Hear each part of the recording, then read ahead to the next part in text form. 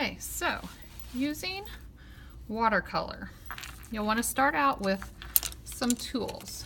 You will have some different brushes. You'll want this Sudoku brush because it holds a lot of water, and then you may want to get some different size brushes.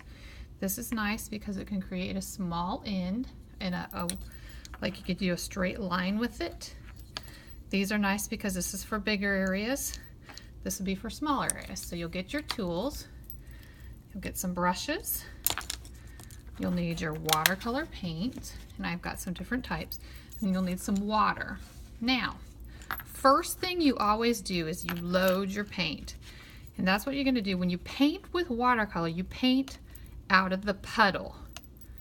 So you're going to load, and that means you're just taking the Sudoku brush because it holds a lot of water in it, and you're just making a puddle of water in the paint you want to use. You don't have to use it all. You just want to put it in the ones you're going to paint with. So first thing you do is you make your puddles of water. You load your paint. Now I think I've got enough I need. You always rinse in between colors. Then I'm going to show you some different techniques. You have basic watercolor uses a wash, and that's just where you get a little bit of paint out of that puddle. I'm not digging in. I'm just grabbing some out of the puddle, and you just paint an area. And watercolor, you have to paint fast because you need to move it around as it's wet. You don't want it to dry. You just want to move it around as it's wet. That is called a wash. Notice I kind of stuck in my areas. Now, if I was to paint right beside it as it was wet, it would bleed, and that's called a wet on wet. So I'm going to go to here and show you that. If you were to paint the blue, and as it's wet, see how I'm rinsing in between? As it's wet, go with another color right beside it. See how it blends? That's called a wet on wet technique. When you do that, though, you want to think about colors that are side by side on the watercolor wheel because you want to make sure that the colors look good blended.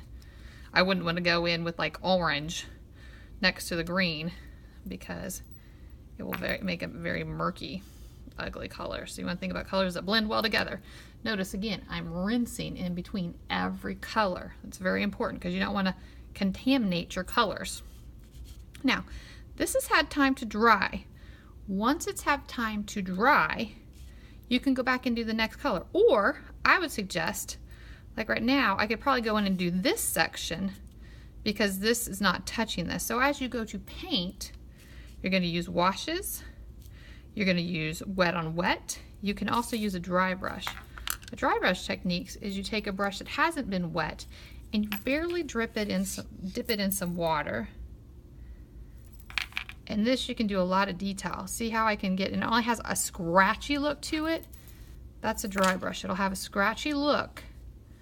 Watercolor in general, if it's looking scratchy, you don't have enough water. It should be very flowing.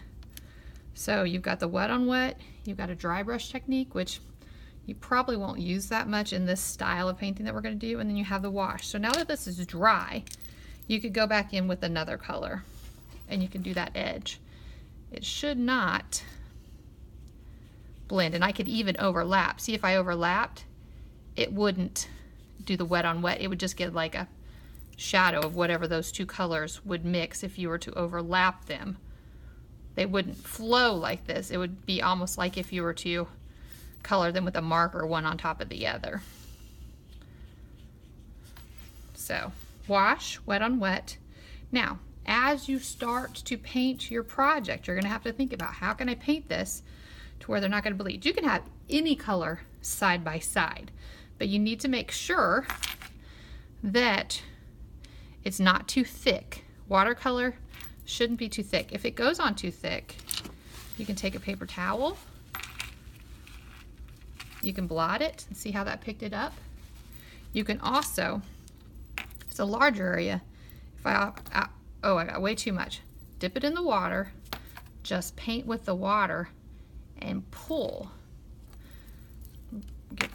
Wipe that off and just pull. See how I'm pulling? And that will also lighten if you wanted to go like a gradual from light to dark. You can also, if it's too light, go in and add a little bit more color to it. See how that works? But again, you've got that wet on wet going on with just one color. So I wouldn't want to go around that at all. So now, okay, this is wet. This is dry because I picked it up with that pencil or with this, so I can go, maybe just go in an area you're not close to. Now, here's what I'm talking about scratchy. If I'm not, here, I'll just dip a little bit. If I'm painting, there we get a little bit, painting, and it's just starting to look scratchy.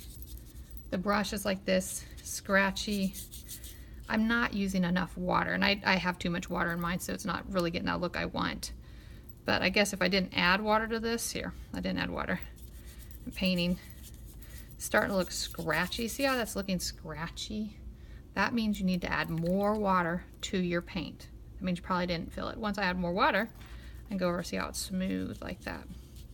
You want it smooth, not scratchy. Now, notice my water is getting dirty. If I was to use this and the yellow, would you have a good yellow? No. So water's cheap. Once it gets like this, dump it out, get yourself some new water. I'm always cleaning as I go. You always want clean. You know, here, this is dried a little bit. I can go in with that next color. This is probably the darkest that your paint will be. It's like this red or this purple. It should not be dark. If it is dark, it'll get sticky and it will never dry. So watercolor, you have the wash. You always load beforehand. And if you can't actively see that puddle of paint that you're painting from, you do not have enough water.